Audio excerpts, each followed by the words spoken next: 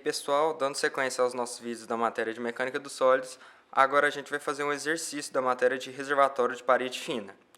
Esse exercício dá esse esquema aqui, e no enunciado ele fala que é um esquema daqueles teatros, como se fosse aquelas cortinas de teatro. Aqui a gente tem como se fosse um cilindro oco, e dentro dele um cilindro oco menor, sendo que ele vem dando a espessura dos dois cilindros, que é 0,5 centímetros, o raio do cilindro interno, o raio externo do cilindro interno, isso é importante lembrar, que é 20 centímetros, a pressão interna, que no caso do exercício é a pressão entre os dois cilindros, é de 6 kgf por centímetro quadrado, a distância final, depois de colocar o tecido entre esses dois cilindros, a distância final é de 0,2 centímetros, e o módulo de elasticidade dos dois é igual a 1 vezes 10 a quinta kgf por centímetro quadrado. Ou seja, eles são do mesmo material. E a pergunta é qual que vai ser o raio B, sabendo que no final essa distância entre eles é de 0,2 centímetros, com essa pressão. Então aqui a gente tem, na informação do exercício, que o raio final de B, que é o raio externo, menos o raio final de A, tem que ser igual a 0,2 centímetros. Mas o que é o raio final de B? É o raio inicial dele, mais a deformação que ele tem. Porque como tem uma pressão empurrando ele aqui para fora, para expandir ele, é positivo, ou seja, está aumentando. Menos o raio final de A, que vai ser o raio inicial, menos a deformação do raio A. Mas por que menos a deformação do raio A? É porque a pressão que está empurrando o B para fora é a mesma que está empurrando o A para dentro. Essa pressão está aqui, entre os dois cilindros. Mas agora a gente tem um problema, porque a gente não sabe calcular esse delta RB e nem o delta RA.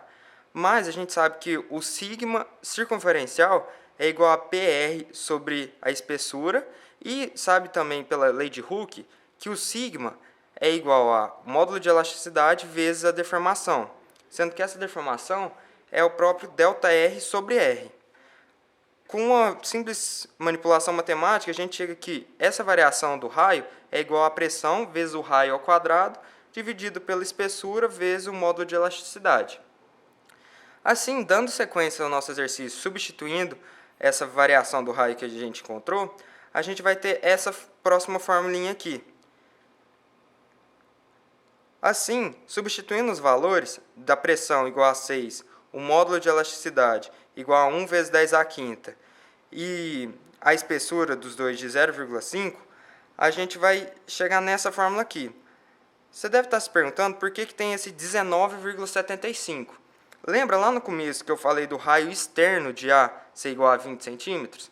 Então, para evitar erros de arredondamento no exercício, para deixar tudo certinho, aqui a gente usa o raio médio.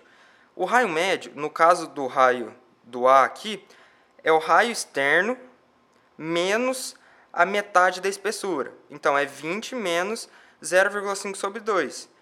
Por isso que dá 19,75, ao invés dos 20 que ele vinha dado. Se tiver dado o raio interno, a gente faz o raio interno mais metade da espessura. Agora, fazendo as contas que estão representadas aqui, a gente chega nessa fórmula aqui do segundo grau para o raio B. Aqui a gente vai encontrar duas respostas, porque é uma fórmula do segundo grau simples. Aqui o raio B tem que ser menos 8.338. Como não convém um tamanho negativo, a gente desconsidera essa resposta e usa a outra, que vai dar 20,10 centímetros. Ou seja, o raio inicial do cilindro externo, o raio do cilindro B, tem que ser igual a 20,10 centímetros. Então, pessoal, esse foi o nosso exercício de tubo de parede fina. O exercício é um pouco complicado de se compreender como é na vida real, mas é como se fosse aquelas cortinas de teatro mesmo. E é isso aí. Muito obrigado por terem assistido.